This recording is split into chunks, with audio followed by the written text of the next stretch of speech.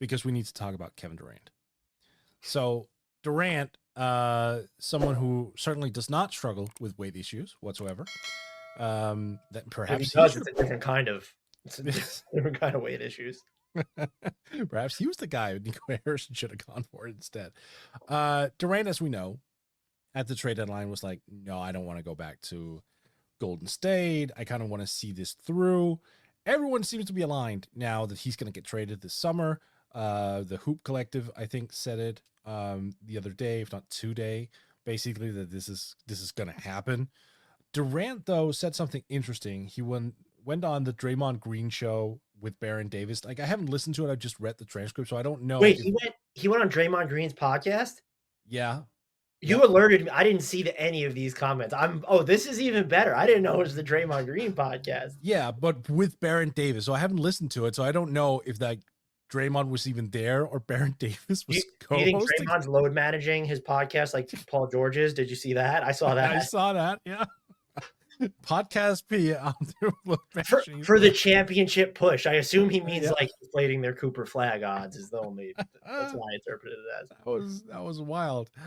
No, so he went on the pod and he said that he wants his career to end on his terms, and that's the only thing that he's worried about. But then he said this.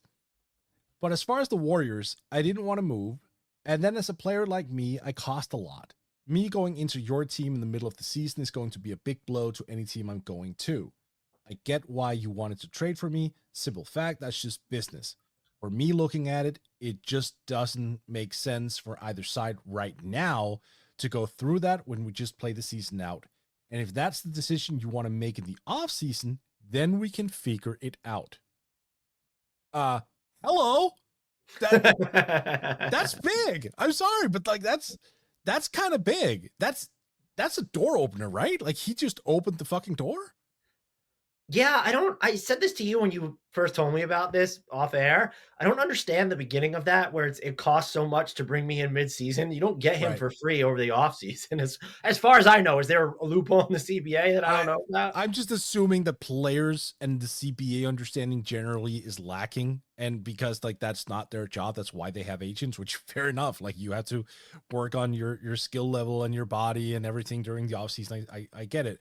But just the mere fact that he seems to be open to doing this, that's kind of wild. Maybe he just said it because he knew, they got Jimmy, so like the pressure isn't on me to do anything. Maybe just a cheap way of just telling Dubs fans like, I would be open to it, but not really. I don't know. And I could see this being his way. Like initially saying no was just his way of wants to survey the land in the offseason and then like choose where he will like figure out how, him and his people, like they put out feelers or they look at which teams they want to go to, because I find it interesting that he said this, and I appreciate the candor. I'm sure some people are mad that he says this, but I want players to be, I want them to be candid. We can't campaign for candor and then get mad when they give it to us is my whole thing. But I don't see the pathway to getting to goal. It'd be really funny though if he is campaigning to get to Golden State on the podcast of the player who will then need to be traded to get him to Golden State. Oh God, that'd be fantastic. Because I guess we know the Suns are interested in Jimmy, so like there is framework there that you can make work. But if you're the Warriors, would you even just forget about the money for a second? Right. Would you just do a 1-for-1 still at this point? I mean, the sample size with Jimmy's been really small, but it's been good. Non-Steph minutes right now. Like, I don't know. It's pretty interesting. I mean, look, if that's offered to me, if that's a one-on-one flip, yeah, I'm calling Jimmy immediately. I'm going, love you, buddy. I'm driving your ass to the fucking airport. Oh, I don't know, man. I don't know. Like, it's KD. Jimmy's a little bit younger. He's the better, I think he's the better playmaker at this point. Oh yeah, no, that he is, but he's a better defender. Yes. You know what? I'm actually going to say it. I got to stop. I'm not doing it if I'm Golden State. Oh, all right. I wouldn't do it. I mean, it's still KD though. The chemistry is already established with Steph. He's still one of the toughest shot makers of all time. The 3-point range alone is going to give them so much more space to operate with. I got to go. Assuming Kevin Durant takes enough of those. Yeah. Well, I mean, look, maybe he's getting older eventually. We have this thing where we always talk about LeBron like never aging. I think we sort of have to talk about the same thing with Durant though. Like this It's dude is still averaging 27 like it's nothing. well here. So here's my thing: is like I'm just like kind of dealing with the law of averages, I guess, or whatever. Where Right. these players are going to have to age at some point. And so, what is Kevin Durant going to be? This age 38 campaign next year because he's 37 now, or am I a year ahead of it? He's actually only 36. He'll be 37 in September. All right, so they're really not that far apart because Jimmy turned 35 in September, right? I think so. Yeah, I think I let me just double check. Yeah. I am just like, don't you think? Maybe I'm galaxy braining this, but don't you think that that Golden State has so many different boxes to check, and to me, it feels like Jimmy Butler checks them more than Kevin Durant does. In terms of the defense, the secondary ball handling, or the tertiary, depending on how you fit in Draymond, yeah, there's definitely something there. But I do think Durant can adequately take over some of those responsibilities. Like, look, he's not a bad defender. I agree that Jimmy's better. Durant is still like a 7 foot switchable, long armed nuisance defensively. That's a good Like point. Jimmy is still disruptive as hell. Like, and he's probably a little bit more dedicated on that end than KD because Durant still is a bucket getter. But that's also why you acquire him. You acquire a forward who can just give you 27 like it's nothing. Like he'll sort of find a way regardless just to get to that number while still playing adequate defense, while still playing, adequate playmaking. I would go that route. I get what you're saying though. Like especially in terms of Jimmy also handling some of the secondary unit responsibilities of him like being a de facto point guard, setting things up, being a primary scorer when the vast majority of the players are from the second unit. I get it. I'm still going major upside here. And also like the Steph Durant years were dope. They were so fun. And maybe I'm seeking nostalgia. Like I'll own up to that, but I Were they want that fun? to. Maybe the Yeah. first two were like that first like the first year and a half was fun. Then everything after that almost felt grating. You think so? I no from okay, That maybe just final from season was not fun. no, the final year was effed up for sure. But like I still think from a purely basketball perspective, the way they played off one another, God, that was great. Yeah, I mean, they are two of the most plug and play superstars in league history, Right. if not the two biggest plug and play superstars. Like you could plop them on Yeah. any team and it's just going to work. Yeah. So, if push comes to shove, I feel like more people would side with you than they would side with me, but I like don't you think it might be a little closer? Like there'll be like there'll be real division here over that or no? Am I overthinking this now? No, I mean, look, I get what you're saying. I'm just saying from my perspective, I would drive Jimmy to the airport with all due respect to Jimmy Butler because I just have Durant at a higher level. I just do. I always have. That's not to say Jimmy isn't great, and that's not to say he doesn't solve a lot of those issues as you pointed out, because accurately so. And I think when it comes down to me is if Durant wants to go to Golden State in the summer, let's say that's the thing and that's the motivation, in him wanting to go there, that makes me a lot more, you know, that puts me more at ease. Whereas if he's traded there against his will, then yeah, I'm going Jimmy for There, sure. and you know what's interesting too that I'm probably not considering is like there won't be. I still think defensively, Durant like on the interior better than Jimmy for sure. Um, but like now there is going to be some redundancy at least spatially with Jimmy and Jonathan Kaminga. And so Mhm. if you want to keep Jonathan Kaminga, Durant and him just don't have nearly as much overlap on the Yep. offensive end of the floor. So that would probably be like maybe the biggest like, oh, like, okay, now it's Kaminga, Durant, and Steph and Draymond makes way more sense than Butler, Kaminga, Steph, and Draymond. Would you, as the Warriors, if this was Mhm. on the table, would you rather trade Jimmy Butler or build something around Draymond Green Oh, to bring him? Draymond, build around Draymond. Yeah, for sure. Like, come on. If they somehow may retain Steph, Jimmy, and then add KD, I mean, look, that's ridiculous. That's ridiculous. Well, it's potentially ridiculous, but I mean, they're not necessarily getting a lot older, but like there's some real combustibility in that big Of three for course, but like I appreciate the effort though. Like for them to go like that into the final years of Steph, I feel like that's doing Steph right too Oh in yeah, many I ways. some of our biggest critiques of the podcast we did in the reactions, I didn't give the Warriors an A+ on the Jimmy Butler trade because I've been saying that there were ways for them to really optimize Steph's timeline without giving up everything. And I only gave them like a B+ or whatever it is, but in part because I thought that they like waited too long to do this. Mm-hmm. But for sure, like that is certainly a vote of confidence and like, okay, we're all about Steph, like we've been saying Right. we are. I almost can't pick, like, I mean, I guess he said it, so it could happen. It would just be like that'd be such a weird order of operations. Like he Very. turned down the trade mid-season only to make it in the offseason. Like what would have been the material difference there? So the whole situation is just weird, but I guess to be expected because it feels like this is what happens when, just like we know what happens when Jimmy Butler leaves teams or James Harden leaves a team. This is kind of what happens when Kevin Durant leaves a team, is that there's like months worth of tea leaves, if Right. not more. Right. And I think it says a lot that you mentioned it before. Brian Windhorst is one of the most plugged in guys in the entire league. And he's like very, more so than most, very particular about what he says. I feel like you very rarely see him preempt things with such definity as him just basically saying that Kevin Durant is It's going to true. be traded. And so Right. it's like, I've already just decided that Kevin Durant's not going to be in Phoenix at the start just Yep. because Windhorst framed it the way that he has. Fully agree. So maybe let's get into where, because if it's not going to be Golden State, I don't know why, but I'm really thinking Minnesota might end up with him.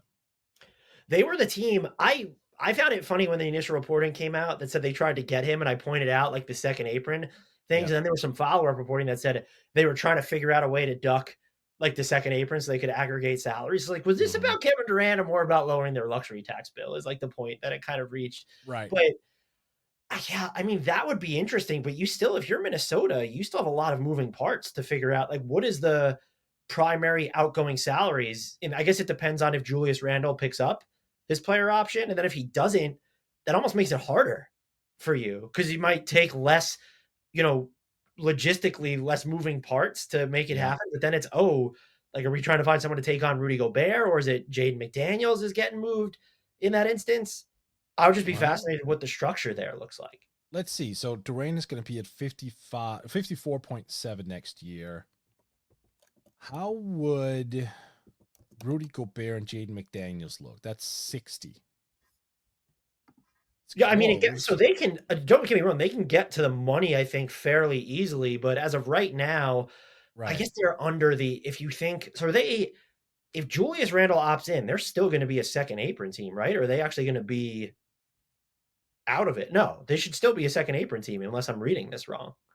They could be. So Gobert's salary goes down by about Oh, I eight forgot that million. his goes down now. Yeah. Yeah, but that's offset a little bit by McDaniel's going up. I mean, look, if you rid yourself, not rid yourself because he's a good player, it just hasn't been a good fit. But if you find a taker for DiVincenzo, which I think you can, like he's still good. I don't think teams around the league are like, oh, you played bad in Minnesota. Well, fuck you. I don't think that's gonna be a thing. And he was starting to Um, like kind of come on too before his injury. yeah, he was. So I think there could definitely be a taker for him, and especially teams that would take him into cap space easily. I mean, or the MLE, for example, which is now a thing you can do. So Oh, that could that's right. probably He get makes them over. below the MLE. I totally forgot about Yeah. that as Yeah. well. Oh, he's so cheap. He's so cheap. So yeah, It's I guess my read on it actually is Minnesota will have no problem aggregating contracts this summer, even with Julius Randle opting yeah. in. Yeah. I And I mean, think the driving force here obviously is Anthony Edwards because KD is his favorite player. I imagine he would love that chance. We all know that KD is like very, flattered of the continuous praise he gets from the young kid. So I don't know. Something just seems like that to me could be in the cards. yeah, I mean, and I guess Phoenix won't have a ton of leverage because Minnesota has no picks to offer, Right. and so I guess you're just getting there with two of like the more like Nas Reed if he opts in, but if he opts out, that could complicate things a little bit. I'd be curious what the package would end up looking like because if I'm Phoenix, I'm not taking back like Julius Randle and filler to make this happen. Do you take back Gobert because you're so drastically in need of a center? Ooh. How long is that Gobert extension for again? He's on the books for another 3 years, right? So yeah, so this summer he's got 3 years left, or actually 2 guaranteed. Then he's got a player option in year 3 for 38 million, but I'm guessing he's going to pick that up. So 3 years, yes. I mean, so it'd be Gobert and then what? Like then DiVincenzo and DiVincenzo, or if you want to, like, because it's Kevin Durant you're getting after all, you might have to relinquish Jaden McDaniels instead, and then expand the package from Phoenix's point of view. So you're yeah, I getting mean, if I'm Phoenix and Jaden McDaniels is involved, like I'm really looking at it. And if you're Minnesota, I'm assuming there's going to be third and fourth teams here because even if Minnesota can take back more money than it's sending out, you don't invest all this money in Kevin Durant and Anthony Edwards just to be hard capped below the first right, eight. right. That's fair. That's a fair point. And also that like this team would have to like pivot from being a defensive oriented team into like fully offense, because it's going to be Nas Reed, Kevin Durant, and Anthony Edwards. Like, and then Rob Dillingham, I guess. That's going to be all offense. That's not going to be a lot of defense. You're just giving up. Well, you could maybe resign Nickeil Alexander-Walker would help them. Sure. Yeah, I mean the whole like, but then Julius Randle's still there in the package that we just outlaid. Oh, Randle too. So it's going to be Nas Reed, Julius Randle, Kevin Durant, Anthony Edwards, and Rob Dillingham. That's going to be all offense, baby. It would be way more of a no-brainer if they're like, even if it costs you Dillingham. Yeah. If it's like Dillingham and Randall and DiVincenzo, and like you're doing whatever you have to make them, like I'm probably more on board with that. That'd be, I mean, we know Anthony Edwards like looks up to Kevin Durant. It's like that would be a nice little win there, and he would be a good fit. I'm just curious, like, do you think there'd be a better offer for Durant? Because Minnesota feels like if they put Jaden McDaniels on the table, okay, it's different. But if Kevin Durant wants to go there, then it becomes way more like not even palatable, but like Phoenix is forced to work with that. We've talked about this. I don't think we need to spend a ton of time on it, but like, do you think Houston would be involved in any Kevin Durant sweepstakes, or are they kind of waiting for the Devin Booker sweepstakes? We've been talking about this. Like the Devin Booker part makes way more sense. I don't think they want to go that old, because that means just shortening their window dramatically. So it has to be a team that's already there, where the primary core is probably a little bit older. You know, it seemed like Sacramento would be super fun. I just don't think they can get there in the asset department. But I wouldn't hate that. Like if they're still trying to win, at the very least, there's something fun about the prospect of Durant going there, especially if you get DeMar out of there. Like I absolutely think a Sabonis, Durant, Levine trio would be like top league pass type of shit. Can they get to the money without including Zach LaVine at that point? You have Monk, I guess, can be thrown in there. Yeah, let's see, because that's a really good point. DeRozan is at 24.7. Monk is at 18.7. You're at 40. You're almost there, but you need another like 12 million. If Jonas Valanciunas would make it, that would work. But then you just have no primary playmaker on that. You have Sabonis and Levine and Durant, who are all like, Sabonis is a really good playmaker, but he's not, right. You don't have anyone. Like you still have Keon Ellis because he's on a team option, but it gets rough from there. Yeah, and I also like at that point, if you're Sacramento, is that a team that you think Durant signs an extension with? At that age, do we care? Also fair. I mean, I get it though. He'd be an unrestricted free agent in 2026. So I hear you. What would it look like? Would San Antonio consider it? I think the Spurs would be like, if for the right package, yeah, probably. But they're not, we saw that with the De'Aaron Fox trade. They were not fucking around. They were like, we are not going to relinquish Stephon Castle. We're not going to relinquish the Hawks picks. Like, I don't even know what the actual trade is. Like, it would have to be. I think almost Vassell has to be included in that deal, right? Because you have Barnes. Yeah. And then like you're not going to trade Fox, I would assume. It'll have to be Vassell, Keldon Johnson, and Harrison Barnes. All three of them, essentially. I'm Devin Vassell pilled, so I'd probably say no. But like they might consider it, to be fair. I love Vassell. He's struggled a lot this year, which is unfortunate. But man, it'd just be having like two Devin Bookers on the Suns. That'd be really fun. That, by the way, that's the other thing is like Durant will have a say in where he goes, but I'll be if Phoenix has options to choose from. And let's say, I think like if you're taking a Spurs well, if Vassell's included, if you're taking like a Right. Timberwolves package, it's very incoming players focused. If you're taking a package from like the Kings or even if the Rockets get involved, they're probably trying to figure out how it's more picks Yep. based. And even the Spurs might, but like I said, Vassell would be included in that. They might be the team that could offer a balance Yeah, of you it. can get both. If you ship out Vassell, Kelton Johnson, and Harrison Barnes for salary matching purposes, that doesn't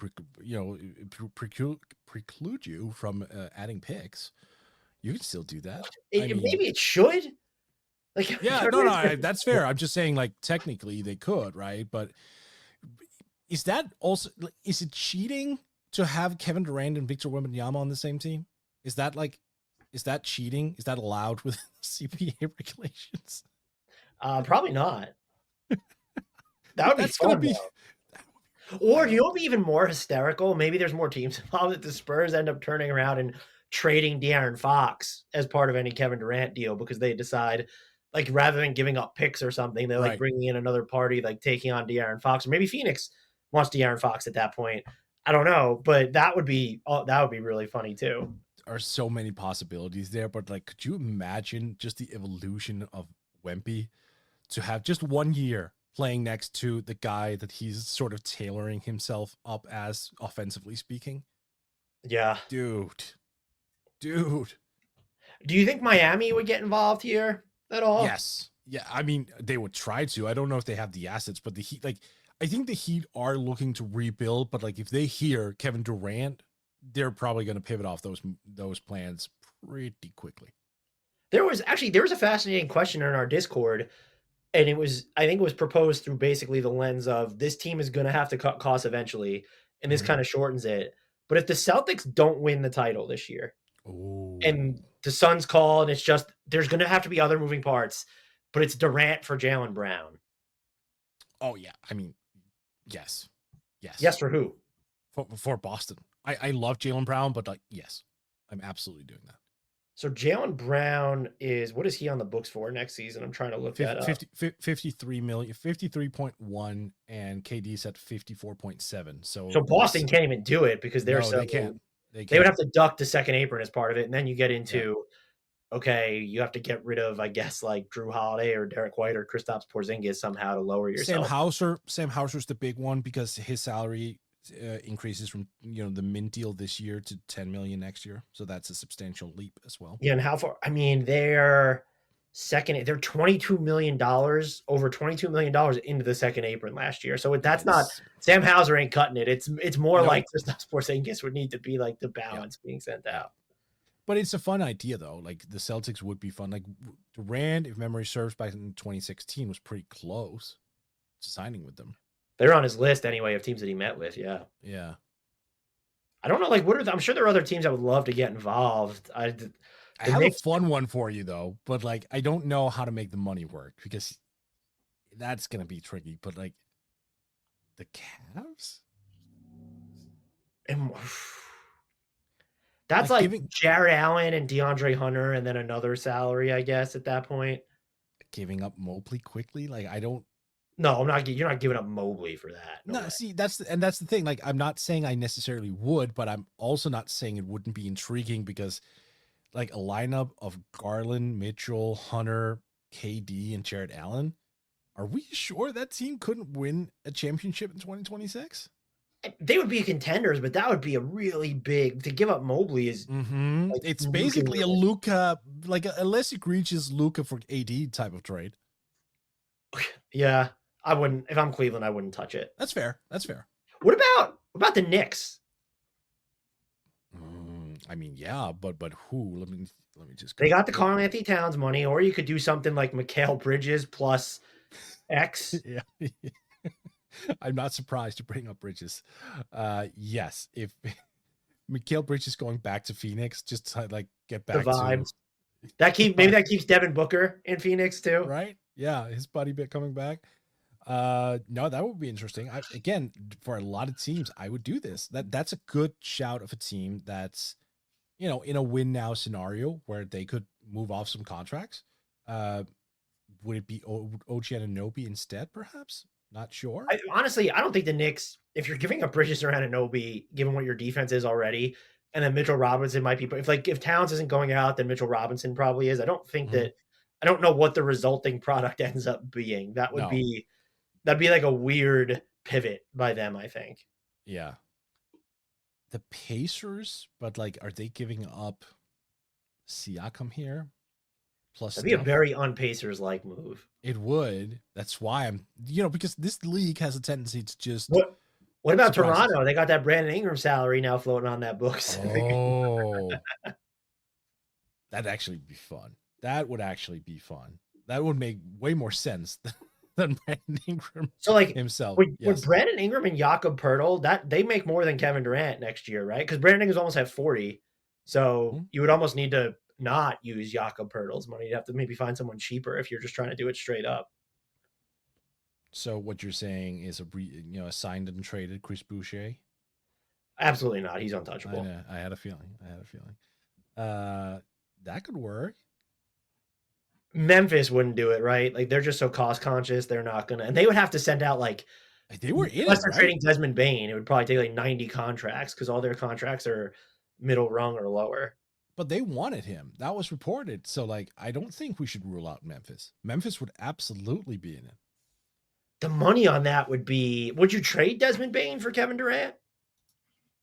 Like, are we assuming that the season Desmond Bain is having right now is going to be the new norm? Because if so, yeah, that's not been a regular Desmond Bain season. Yeah, I mean, you would have to move him because I'm just looking at like all the money. Yeah. You're not going to move Jaren Jackson Jr. at this point, and he's probably going to extend. So it would be what's the Ja deal? Morant or Desmond Bain is like the primary money going out. Are we okay? I'm just gonna say it. Are we sure that Ja Morant is completely off limits for the Memphis Grizzlies nowadays? Are Didn't we? did Kleiman come out and say that he was after the exec speculated in Howard Yeah. piece? I think Which is what a good GM should do instead of shipping him off to the Lakers. Well, I think that you could also just say nothing so that people don't go cite that interview if you then do trade Ja Morant. True. But do we think that Ja has the same connection with the Memphis fan base as Luka does with Dallas, for example? Like, Ooh, I would say, do I think Memphis? Well, would the Mavericks fans would have been outraged if you traded Luka for Durant? I think Memphis fans would be pretty bummed if I think Jaren Jackson Jr. is like kind of tracking towards maybe the most important player in that right? building, but Ja Right. is like electric, and Grizzlies fans do and should love him. That would be one where I would be fascinated by the reaction. Me too, and the return, frankly, because I just don't know. For me, it's just one thing is off the court stuff. That doesn't really like Which, that's to part his of it. credit, unless Yeah, they're being effectively buried again, we haven't heard anything in like over a year. Correct. But the second thing is the injuries. Like, I think we've reached that point where we can no longer ignore the fact that he's never cracked 70 games played in a season. Like, he's cracked 65 once. That's where we are. How much do the pandemic shortened seasons factor into that at all? Yeah, they probably do. But like lately, we can't, like the 2022-2023 season when it was 61 games, and was that the suspension year? No, because he was suspended for 25 that year. That was last that year. year. Was the suspension year when he played in 9 games. That was last year. Okay. So I mean, he played in because that was a 70. So the 72 seasons were 19. No, yeah, you're right. It was funny. Those were the seasons where he missed single digit games.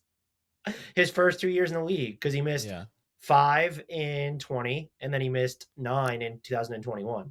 So yeah, it's been the absences have kind of been like racked up in the intervening years. We're looking at a player who is 6 years into his career and has yet to crack 300 played games. Is that, but like you're talking about if let's just say they flame out in the playoffs or something, you're looking at trading. I don't know. No, I'm not looking at like aggressively shopping Ja Morant. What I'm saying is I'm not opposed to taking calls. I guess I think if the Luka trade proves anything is that there's probably two. untouched. I would have argued there's maybe 5 and that Luka was one of them, so what do I know? I think the issue with John Morant, though, is that when you put Luka on the open market, Yeah. you were able to get one of the 15 best players in the NBA in return, in addition to other stuff. That's not Right. gonna happen with John Morant. You would definitely be you're either doing one of 2 things. You're trading John Morant, and it's a package that's built around prospects and picks and maybe some inferior, like, role players or fringe stars, or you're attaching stuff to John Morant to try and upgrade from John Right. Morant. Right. It'd be like the Lakers side of the Luka Doncic trade, Yep. almost. That makes So, sense. and I don't know I'm not doing that for Kevin Durant, I can tell you that. Yeah, that's fair. Would you like, what is the player that would have to come available for you to, as Memphis, to even think about that? Like, the list has to be Yeah. pretty low. So small, because if you're trying to upgrade at a specific Well, position, you for call the example, Lakers and see, like, what's going on with Luka? Like, what's Luka, I Luka's was about to situation in say Los Luka Angeles? is the one name, right? Like Luka is the one name that makes sense. No, you're right. That's a Giannis, for fair point. sure, if you really wanted to go that route Right. and thought, like, Right. okay, we can approximate primer. That's the other thing, though, is like, not that this Luka wasn't this to the Mavs, but like, Desmond Bane's gotten better as a playmaker. Jaren Jackson Jr. is a self starter. They have some reserve ball handlers. Like, John Morant is the driving, like, as the ball handler, is the driving force of that offense. And even if you go from John Morant to Giannis as an example, who's your primary playmaker? Then it creates like some oddities. Right. So here's the the last one. It's not going to materialize whatsoever. I just wanted to bring it up.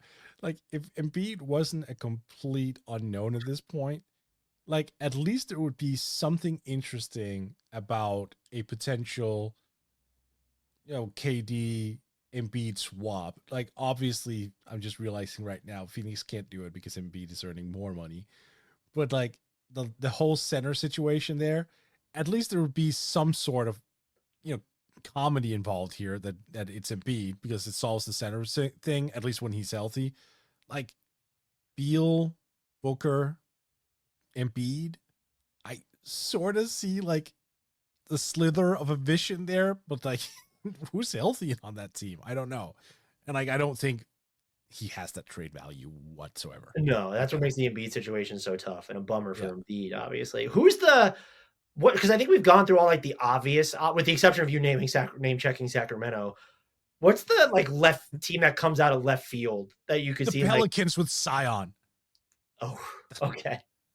Toronto would kind of, I don't know if they would count as left field anymore. Like, that's right up Masai's alley, right? Yeah. What You about brought them up. They could be a fun team. Yeah. what about, based off how a lot of this season has gone, they Mhm. have some contracts that can make it work, and they would be a team that you have, like, some young players, some picks. Portland. If you get off the Jeremy KD. Grant deal or the Ayton contract, that'd be even funnier. Or both, but likely one of them. But like, to what end? What does this team So do? it'd be Kevin Durant plus Scoot plus Donovan Clingan plus Tamani Kamara. Like, that's what we're penciling in. Like, because you can't say Denny Avdija is untouchable in that. You maybe could say Right. Shaden Sharp's untouchable in that. But like, But remember the first quote from KD, "I want to end my career on my own terms." That was their own terms, Portland. what could be more your own terms than co-signing the move to Portland that could have been once upon a time? I mean, sure. I I'm not seeing it, but that's fair. See, that was a team out of left field. I can't even wrap my head around how that would work. I I'm can't. just like, maybe Atlanta. Like, would they just be? They have some contracts. Like, all right, we're gonna move forward with KD, Right. Trae Young, and Jalen Johnson. Although they're running out of, Atlanta could be. Yeah, Jalen. Do you give up Jalen Johnson though? like, No, well, right? I'm actually looking at the money right now because Capella's coming off the books. Mm-hmm. They have some, like, who are there? And DeAndre Hunter's salary's gone. Karis LeVert's coming off the books. So yeah, the money. If you're not going to trade Trae, your second highest paid player on the books for next season is Terrence Mann at 15 and a half. Well, aside from Johnson, yeah, I mean, you could get there without it just because they're going to have flexibility underneath the luxury tax. So it'd be like a Kungwu. Would you rather give up? It would have to be. Would you rather give up Jalen Johnson, or I think I'd rather give up. All right, let's step ladder with a Kungwu and Terrence Yeah. Mann Agreed. and other Agreed. stuff. Are you giving up Risache? His money Yeah. could end up being important just because he's on the books Yeah. for like 10 million Yeah. bucks. I am. I like Risha Ship. However, that's That's So the it'd be thing. So Risa. Let's say if it was Man, Risa Shea, and Okongwu for Kevin Durant. yeah, I do that if I'm Atlanta because I know that the Spurs still have my picks and swap options and whatnot. So yeah, I'm saying screw it. I'm You got that you got to get a absolutely. big man in there. That's for sure. I Yeah, guess that's you the could thing. resign Capella at that point. What about Denver? It would be MPJ and Aaron Gordon as outgoing. That's 60 million, over 61 million outgoing. So like it would have to be one of those situations where Third and fourth teams are involved if Phoenix yeah, is going to be in the second inning. yeah. Well, look, hey, Zeke Najee's probably got some trade value right now, right? You better hope so if you're Denver. Yeah. Yeah, I don't. Would you give just as an exercise? Are you giving up MPJ and Aaron Gordon for Kevin Durant? I don't think I could do it if I'm Denver. It's not going to be like an easy yes for me at all, but like the upside of like a Murray, KD, Jokic primary trio, that is very, very intriguing to me. Also because I do think that Christian Brown is good. I really like watching him play Well, this year. I think he's smart. Julian here's the Strother thing: is going to come on. Yeah, you could build a package just around MPJ because he's at 38 million. you could. That's something you consider. But here's the, I think, probably more interesting one for, well, maybe not for Phoenix, but like, would you give up Jamal Murray for Kevin Durant? So Jamal is starting to show his worth again. I don't even know if he's But starting. It's been like what, 2.5 months? well, 2 months? I think he's leveled up a little bit more over the past couple weeks. I think we've seen like more stability from him. But you do have to weigh that against 4 years and $208 million or whatever Yeah, it is. and that's where I'm worried, right? So I Are we probably predicting his would. demise within the next basketball demise within the next 5 years, Mort? Is that what we're doing?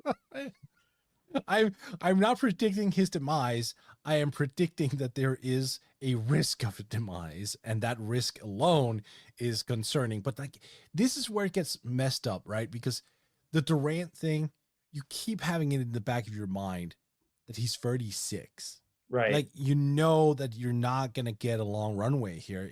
You got to take off immediately. Do you think the Kroenkes, that would be part of the appeal for them, though? Where it's like Oh, the money they're yeah, going to have to invest. Let's just say objectively, yeah. Jamal Murray over the next 4 years is going to cost you more than Kevin Durant, and does it make it easier, like viewed through that prism of, well, we got to pay Brown, maybe Mm-hmm. Watson. I mean, this is assuming like what else needs to be thrown into any Right. Jamal Murray plus salary, but like Jamal Murray and Zeke Naji get you very close to getting Kevin Durant, like money wise, I think. So if like that's the cost, I think you probably have to have a conversation about it. But but I do Mm. think the synergy between Murray and Jokic specifically would, like, Durant's not going to be playing off Jokic the way that Murray plays off Jokic. You could say that Christian Brown replaces some of that. You know who also replaces some of that? Russell Westbrook, but I don't know if Durant and Westbrook want to play together again. Might be another part of this. No, but see, the thing is, Russ is only on the hook if he picks up his player option. By the way, at 3.5. Nuggets give those things out like candy. Yeah. Right. Exactly. So that's not a problem. They can trade him, or if he knows that KD is coming, he might get a little word in advance that those things are happening, so he can decline that option. Whatever. But like that's a good like mindset that we have to consider ownership angles in this, because if this could end up just saving them a ton of money, yeah, that should absolutely be in play. I That's just don't. Do you think, man, I don't, would you rather have Jokic, Durant, MPJ, and Aaron Gordon, or Jokic, Durant, Gordon, Jamal Murray as your four? I'm uh basically subbing out Murray and MPJ in yeah, okay. Yeah, no. Then I'd rather have, Jokic, Murray, KD, Gordon. Yeah. I think I'm with you because Durant doesn't have the. I don't know, man. No, I'm overthinking this. I don't know the way Michael Porter Jr.'s been playing when he gets going downhill, but his replacing his 3-point volume would be, Durant's a very talented shooter, but we've just never seen him prop up the type of 3-point volume that you necessarily Right. want him to have. But Murray could replace some of that too. So I'm with Also, you. has KD ever played with a guy who's as good a playmaker as Jokic? I mean, Jokic is like what, one of the 5 best passers in NBA history. So what kind of a question is that? Right, exactly. So I'm saying maybe there are a lot more open threes in the future there. Not the way the Nuggets play offense necessarily. There might be a lot of more like duck into the rim for him. Well, I mean, KD is KD. He's going to dictate some terms as well. I think for him, I agree with you that he's been overall a reluctant 3-point shooter, but he's never a guy to turn him down though. Like that's the one thing I will give him. When he's open, he's taking that bad boy. I think, yeah, I do wonder if you gave the Nuggets front office truth serum, if they would prefer to give up Murray or Porter Jr. if it was a Kevin Durant trade. It'd be interesting, and I'm also just curious between the Jokic KD fit. There's something intriguing about that. I mean, there's the Jokic plus whoever fit is super intriguing. You can say that about, but you're right about something though, because I just looked up KD's career high in 3-point field goal attempts in a game. It's 15. Like we have guys who are averaging like 13 attempts per game this year. Yeah, they're ruining the game though. KD's trying to save it. It's not a shot at KD, by the way. I want him to just be like, it'd be really funny if he was just like wanted to, like, I want to go to Detroit. Like, let me play next to Cade, Asar Thompson. Let's go do this. My terms. Yeah. Or I'm gonna be the guy who steps out of Michael Jordan's shadow in Chicago. Oh God. He will ruin his legacy if he actively chooses to go play for the Bulls. Absolutely. Like, do you know what team we haven't mentioned, and they come up in every single trade discussion for a superstar? The Lakers still have their 2031 first round pick. If he wants to go to the Lakers and play with Luka and LeBron, I think it takes they could basically trade everybody, and they would have apron concerns, so you would have to send out specific salaries, but they could make them. If he says, I want to go to the Lakers, that'd be really funny. I don't know what that team would be, because you're exacerbating a lot of your, you have to send Vando out in that. You're losing a big. You just sign bigs off the scrap heap then, I guess. But they could still, in theory, send out a swap, a pick, and money to make it work. And like Austin Reeves has real value at this point, I'm sure. He does. Typically, they're not anywhere near what I would deem the best package. But if that's the team that KD sort of lasers in on, I'd be interested. Yeah. And there is speculation that the Lakers might trade Austin Reeves because he is on that very, insanely good value contract, and they could possibly get a ton for him, which I don't know if I would go that route if I'm at LA, but like, I understand just trying to figure out what exactly is his trade value. Like, I don't know. And I wonder, is he more or less valuable to the Lakers with Luka there? Yeah, I mean, I think people for a long time had him pegged as just a shooter, and now, fortunately, people are waking up to the fact that that's not who he is. He's more of a pick and roll guy, more of a creator. So yeah, I do think there is a world where it might prove beneficial for the Lakers to just fill out a different hole on the roster by using that contract.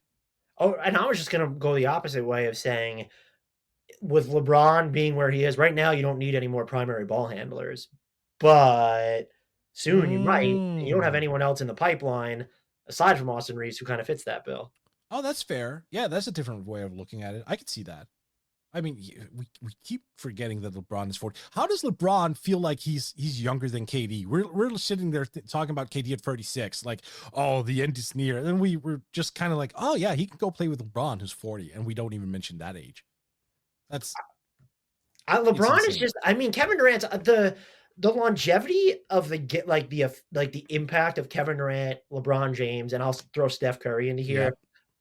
I think that we do a good job of propping those guys up, but I still don't think we fully appreciate what's happening with those three when you look at the level at which they're playing. Yep.